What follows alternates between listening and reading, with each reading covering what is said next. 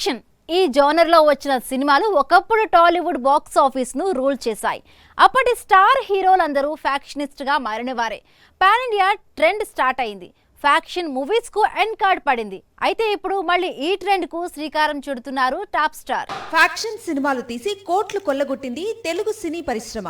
ఒకప్పుడు ఇదే ట్రెండ్ ను ఫాలో అయ్యి ఏకంగా ఇండస్ట్రీ హిట్స్ అందుకున్నారు టాప్ స్టార్స్. ఇప్పుడు ఈ ట్రెండ్ ను రిపీట్ చేసేందుకు మెగాస్టార్ రెడీ అవుతున్నట్లు సమాచారం. అనిల్ రావిపూడి మేకింగ్ లో తెరకెక్కే మూవీని పూర్తిగా ఫ్యాక్షన్ బ్యాక్ డ్రాప్ లో తెరకెక్కించబోతున్నారట.